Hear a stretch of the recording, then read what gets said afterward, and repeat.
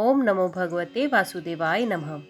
महाराज रज्जी और उनके पुत्रों का चरित्र। श्री प्राशर जी बोले, रज्जी के अतुलित बल पराक्रमशाली 500 पुत्र थे।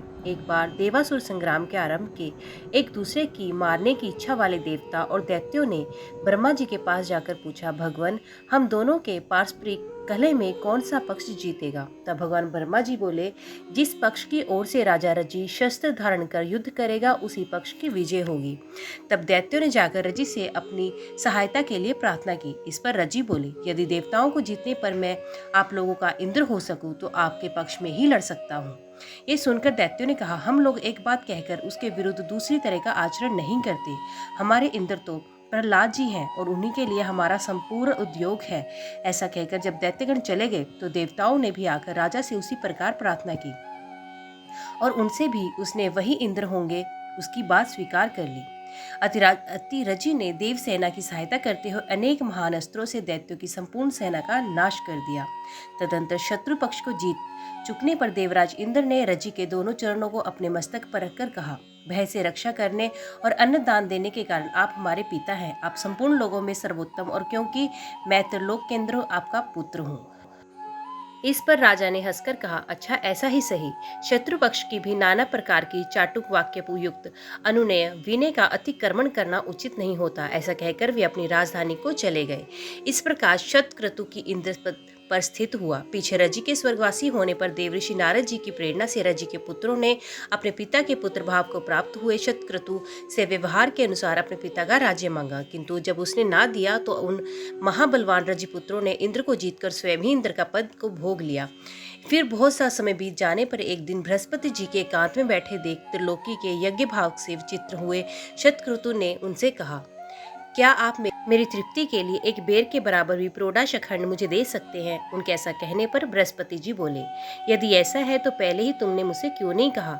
तुम्हारे लिए भला मैं क्या नहीं कर सकता। अच्छा, अब थोड़े ही दिनों में मैं तुम्हें अपने पद पर स्थित कर दूंगा। ऐसा कह बृहस्पति जी रजपुत्रों के बुद्धि को मोहित करने के लिए अभिचार और इंद्र की तेजो वृद्धि के लिए हवन करने लगे। बुद्धि को मोहित करने वाले उस अभिचार कर्म से अभिभृत हो जाने के कारण रज्जीपुत्र ब्राह्मण विरोधी, धर्म त्यागी और वेद विमुख हो गए।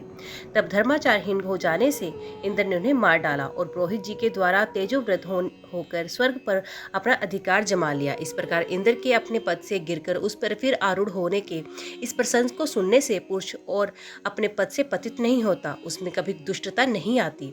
रंभ संतानहीन हुआ, श्रितबुद्ध का पुत्र प्रतिशत्र हुआ, प्रतिशत्र का शत्रज्य, शत्रज्य का जय, जय का विजय, विजय का कृत, कृत का हरिधन, हरिधन का सहदेव, सहदेव का अदिन, अदिन का जत्सन्ने, जत्सन्ने का संस्कृत, संस्कृत का पुत्र शत्रुधमा हुआ। ये सब ऋतध्वज के वंशज हुए। अब मैं नहुष वंश का वर्णन करूंगा। श्री प्राशर जी बोले, नहुष के पुत्र यति, याति, सयाति, अयाति, व्याति और कृति नामक 6 महाबल विक्रमशाली पुत्र हुए। यति ने राज्य की इच्छा नहीं की, इसलिए याति ही राजा हुआ। याति ने शुक्राचार्य जी की पुत्री देवयानी वृषपर्वा की कन्या शर्मिष्ठा से विवाह किया। उनके वंश के संबंध में ये श्लोक प्रसिद्ध है। देवयानी ने यदु और तुर्वसु का जन्म दिया तथा वृषपर्वा की पुत्री शर्मिष्ठा ने ध्रुव, अनु और पुरु को उत्पन्न किया। याति को शुक्राचार्य जी को शाप से वृद्धावस्था ने असमय ही घेर लिया था। पीछे शुक्र जी के प्रसन्न होकर कहने पर उन्होंने अपनी वृद्धावस्था को ग्रहण करने के लिए बड़े पुत्र यदु से कहा, वत्स, तुम्हारे नाना जी के शाप से मुझे असमय ही वृद्धास्थान ने घेर लिया है।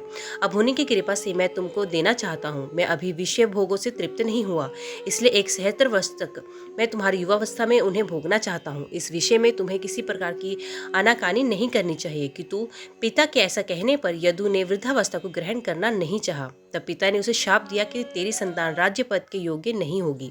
फिर राजा याति ने तुर्वस, ध्रुव और अनु से भी अपने यौवन देकर वृद्धावस्था ग्रहण करने के लिए कहा तथा उनमें से प्रत्येक के अस्वीकार करने पर उन्होंने उन सभी को शाप दे दिया।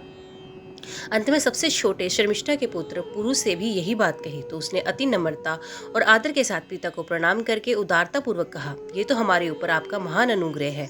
ऐसा कहकर पुरु ने अपने पिता की वृद्धावस्था को ग्रहण कर उन्हें अपना यौवन दे दिया। राजा याति ने पुरु का यौवन लेकर समय अनुसार प्राप्त हुए शेष विषयों को अपने उत्साह के अनुसार धर्म पूर्वक भोगा और अपनी प्रजा का भली प्रकार पालन किया। फिर विषकाशी और देवयानी के साथ विविध भोगों को भोगते हुए मैं कामनाओं का अंत कर दूंगा। ऐसा सोचते सोचते तो प्रतिदिन उत्कंठित रहने लगे और निरंतर भोगते रहने से उन कामनाओं को अत्यंत प्रिय मानने लगे। तदुपरांत उन्होंने इस प्रकार अपना उद्गार प्रकट किया। भोगों की तृष्णा उनके भोगने से कभी शांत नहीं होती, बल्कि घृता हेतु से अग्नि के समान वे बढ़ती ही जाती है। संपूर्ण पृथ्वी में जितने भी धान्य, यव, सुवर्ण, पशु और स्त्रियां हैं, वे सब एक मनुष्य के लिए भी संतोषजनक नहीं है। इसलिए तृष्णा को सर्वथा त्याग देना चाहिए। जिस समय कोई पुरुष किसी भी प्राणी के लिए पाप में भावना नहीं करता, उस समय उस समदर्शी के लिए सभी दिशाएं सुखमयी हो जाती हैं। दुर्मतियों के लिए जो अत्यंत दुसच्य तथा वृद्धावस्था में भी जो शिथिल नहीं होती, बुद्धिमान पुरुष उस तृष्णा को त्याग कर सुख से परिपूर्ण हो जाता है। अवस्था के जीर्ण हो जाने पर केशा और दांत तो जीर्ण हो जाते हैं, किंतु जीवन और धन की आशाएं उसके जीर्ण होने पर भी नहीं जीर्ण होती। विषय में आसक्त रहते हुए मुझे 1 सहस्त्र वर्ष बीत गए, फिर भी नित्य ही उनमें मेरी कामना होती है। अतः अब मैं इसे छोड़कर और अपने चित्त को भगवान में ही स्थिर कर निर्मल होकर मृगों के साथ विचरूंगा। श्री पराशर जी बोले, तदंतर राजा याति ने पुरु से अपनी वृद्धावस्था लेकर उसका यौवन वापस दे दिया और उसे राज्य पद पर अभिषिक्त कर वन को चले गए। उन्होंने दक्षिण पूर्व दिशा में तुर्वुस को, पश्चिम में द्रुह को, दक्षिण में यदु को और उत्तर में अनु को मांडलिक पद पर नियुक्त किया तथा पुरु को संपूर्ण भूमंडल के राज्य पर अभिषिक्त कर स्वयं वन को चले गए। ओम नमो भगवते वासुदेवाय नमः।